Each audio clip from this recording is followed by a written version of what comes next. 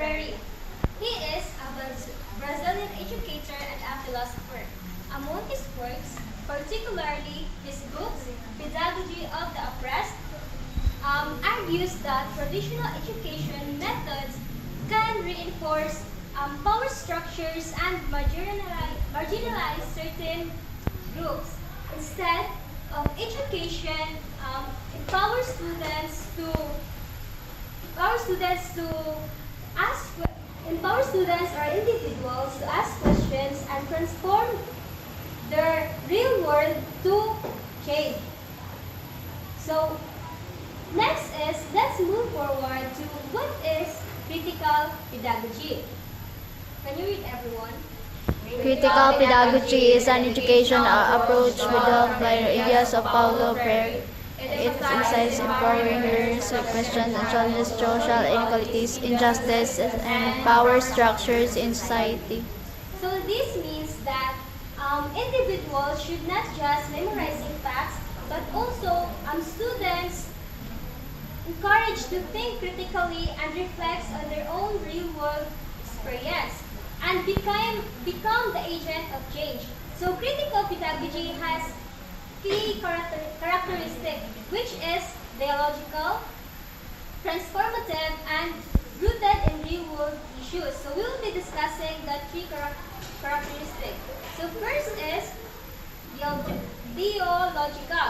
This means, or it views, that education is a two-way exchange between the teachers and the students. Instead of the teachers is just the source of knowledge, here in dialogical critical pedagogy, the teachers and the students learn from one another. Do you understand? Yes po. And also, the students' experience, perspective are valued, and the classrooms become the space where individuals, or the classroom became the question and discussion, where the classroom and discussion matters, and also the answers. Next is the transformative. Transformative because the goal of learning is not just about understanding the information, but also bring about the change. Critical pedagogy challenges the students to think critically and reflect what is the world, or what happens to the world now. So, nakagets mo? Yes. Next is rooted in real-world issues. Because it connects into the real world and the struggles of the students. If you are going to connect the struggles of the students during sa mga last day na nakita po, wherein na diliabot na bagyo, as you can see, ang students kay wala na suspended ang klase tungod kay most of the area kay nagbaha. Yes. So if in that case, if your topic is about climate change, then ang imuhang i-pang-discuss kay nahita po diri sa Philippines, mas ma-appreciate sa bata or mas makaintindi sila kaysa kung imuhang ipang-sulti na calamity kay wala sila kabalo. Like for example, tornado. Dili kayo common ang tornado sa Philippines, right? But the most common is mga landslide, bagyo. So mas ma-appreciate na nila or mas maka-relate sila ha dayon. Gets ra? Yes. So next is unsa kaha, or how is it related kaha the critical pedagogy to arts education? So do you have any idea of how is it related to arts education and critical pedagogy? Since none, now let's move forward. Art encourages expressions, wherein an art encourages the students to express or to show their thoughts, unsa ilang nahudahan, ilang feelings, unsa ilang na-feel, and also their experiences in a creative way. For example, imuhang i-ask imong students to draw about how they feel today. So, through that, they will be thinking of unsa day ako na-feel karon na adlaw. Ilahang i-drawing. Then another example is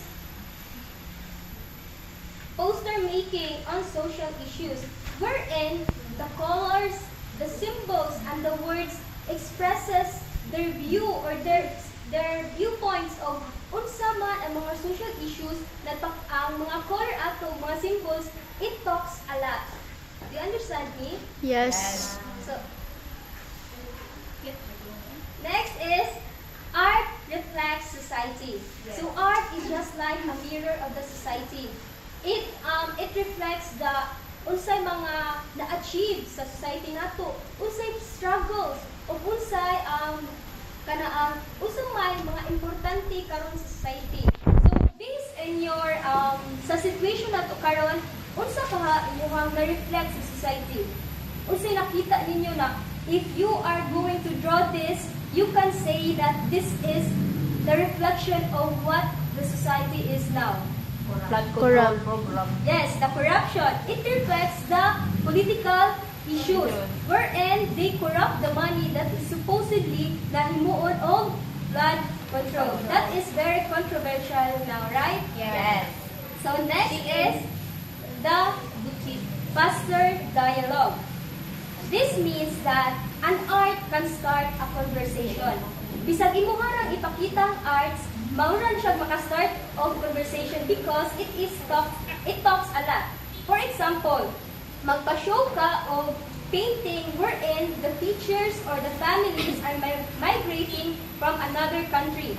So, with that, ipakita pa lang nimo sa bata na ang mga teachers, ang uban na teachers nag-migrate sila from other country. It talks a lot. Like, for example, other teacher choose to migrate from another country or to teach there, it is because of the salary, ang mga benefits, ang kabug-aton sa trabaho, mas ma-feel nila or mas ganahan sila ato kaysa dito sa Philippines. Also, sa family na they prefer to live from another country, it is because of the system. Ang sistema sa Philippines, if they are going to compare it to other country, is lahi. Wherein, some other countries na kanang some other countries kay di ba as I remembered na nakita ila na niingon siya na nindot ang ilang system ato, it is because kana ang naay mga benepisyo ang mga pamilya atua. If you are going to to book a schedule, like for example, magpa medical ka karon na day. Sa kana siya na schedule fixed jud na siya. Whether mo abot ka ana na time or dili, mubayad ka bisag wala ka ning abot. It is because that the time there sa ilahang kuan kay fix siya o dili siya mabago. Unless kung ang imong reason is valid. And then, nasa mga benefits na mga madawat na ang mga like for example, kung i-compare mo sa PhilHealth diri sa Philippines, di ba dili tanan mag-cater? Ang uban kay mubayad gahapon ka. Ang uban gani basta kupri ka kanay discrimination. Unless kung dato ka, mas privilege ang dato diri sa Philippines at kaysa sa kanang dili lang kaayo, low profile lang. Kagets ra? So next is the art as resistance. Throughout history, art has been used to fight against injustice and inspire change. As you can see, di ba, like sa novel ni Jose Rizal, di ba, he used his novels to expose how Spaniards, unsay trato sa Spaniards sa Filipinos, wherein Spaniards treat us or call us Indios. Mga mangmang, walay mga salabutan. We have no rights to, kanang watay rights na makisama, watay rights to speak. It is because we're just Indios in that generation. Then also, if kanang poster making about the students design posters to challenge unfair system, ang mga like kato sa corruption, unfair ang system in terms of there sa Philippines is because kabalita mo ato na kadto ang tatay kay nangawat siya og mangga. Kabalita mo anak, tapos ipapriso siya dayon. Diha dayon, ipapriso dayon siya. But if you're going to compare sa corruption karon sa flood control, napa siya process. Gisige pa nila hearing. Di ba? It is unfair, right? Yes, yes. Do you have any questions? No. So that is all about the critical pedagogy. Thank you.